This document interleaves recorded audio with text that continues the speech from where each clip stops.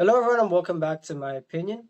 In this video, I'll be reviewing the test series between India and West Indies. Let's get into this review. Before continuing, I've got a bit of a sore throat, so apologies for how I may sound at times. Now I'm getting into the review. Starting off with India. With the format that I'll be following in this video, I'll be narrating two positives and two improvements. Starting off with the positives, I think most of the batsmen generally they got batting opportunity.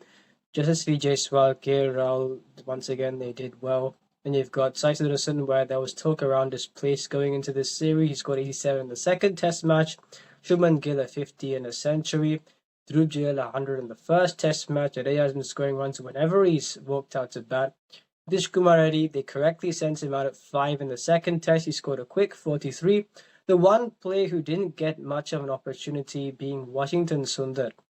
And I think, especially since India weren't bowled out during this series, it was a case where I thought they declared fairly early in the first Test match at 400 run. I thought they could have batted more to allow Washington Sundar to continue batting. Apart from that, I don't think there was much of a window for him to get an opportunity, unless instead of Shubman Gill walking out, it could have been Nitish Reddy at 4, then Washington at 5, maybe something like that. But if they weren't going to do that, then there wasn't much of an opportunity. So things went how it went. But generally, I thought the batsman got an opportunity to bat. And in the second case, people may disagree with this, but I think enforcing the follow-on in the second Test match is correct. I would have done the same because, especially when playing Test cricket in India, India would not lose, and that's why there's a chance, with all due respect, to test yourself against a weaker opponent. I think West Indies offering that resistance would also help India because wherever India play, if they want to take this follow-on approach, then I think that they would have got some kind of an exposure, especially at home where they've got the resources that are expected to win. And we saw what happened. So I think it's a good education for India in that case. And now on the improvements. I've said this before, there was no need to play Bumrah and Siraj in this series. And there's a misconception. There's two things. One, workload management. Two, resting. With workload management, Bumrah and Siraj relatively haven't bowled many overs in this match, especially I think Bumrah's bowled 17 staggered overs and Siraj has not done much bowling in this match. But you're still standing in the field for at least 4 days, so if you're going to manage their workload, what's the point of playing those two in 11? I don't think there's any point. Especially when playing in India, where you're expected, even without Bumrah, you're expected to win, so I don't understand that. And now on the resting, people think if you're part of the touring squad, you don't play or bowl much, that's a rest. In my view, that's not. You're part of the touring squad, meaning you've got to adhere to the match day policies and training policies. You've got to be at the ground, you've got to train as per the schedule that is drafted.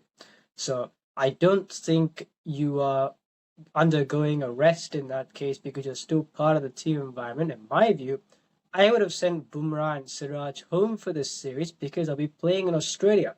And if you're going to, I think they've rested Bumrah for the ODI series against Australia. You're resting him there, but you're playing him here when you don't need to. I really don't understand that. And Siraj will be part of both touring parties. I think he'll be part of the ODIs. I don't know whether in the T20s, but in the ODIs he will be there, so I have to see how that goes here. But although he's someone who hasn't picked up many injuries. And continuing from that point, they could have tested the seam depth because you've got Arshdeep Singh, Mukesh Kumar, can they bring back Anshul Kamboj? And Nitish Reddy has not bowled in this series. I don't know whether he's still under a bowling contract in the IPL because he bowled a bit in England. And even if he had bowled 4 or 5 overs, let's say, he wouldn't have had to bowl much of as many overs. However, if he's touring Australia, which he's in the squad, and he's supposed to be the replacement for Hardik Pandya, then if you're not bowling him for 4 or 5 overs in this case, if you're expecting him to do that in Australia in the ODI series, can he get into the team purely as a batsman? I don't think so. So I don't understand what they're going to do there. If he was fit to bowl, I don't know why they didn't bowl him. And now on the West Indies, the first positive being improved batting in the second test. And while I think the batsmen generally showed more application, I feel the most telling change that helped them achieve this was Shai Hope batting at 4 rather than being the keeper at number 6. They brought in Tevin Imlach so that Shai Hope could bat at 4, and he scored a century in the second innings. John Campbell is someone who doesn't go on to get a big score most of the time, but he scored a century in the second innings. And Justin Gray is someone who scored 30 more often than not. He scored a fighting 50. And the second positive being the bowlers performed, and some people may say that they weren't too effective. According to me, with the new bull, they were disciplined. And without Shamar Joseph, after the new bull sort of faded, it was going to be difficult for them to be threatening in terms of picking up wickets. So the fast bowlers, you saw Jaden Seals, especially bowled well at the start. And in the second test match, you saw the economy rates, especially in the first innings, they were higher. So that's why I think it's a case where they didn't bowl badly, just these are the resources that they've got. And when you're looking at the spinners, I've said this before, Jamal Workan, Kari Pierre, they're defensive spinners. And when India are producing these kind of services, when even on day 4 in this match, it didn't turn as much as I thought it would do.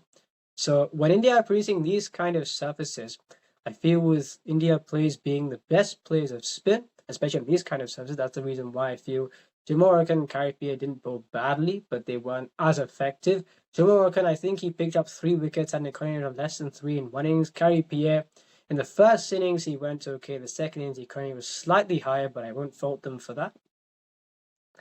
And now on the improvements, decision-making with the bat, you saw John Campbell, 115, you know what's to come in the batting after that, and he played that sweep to get out.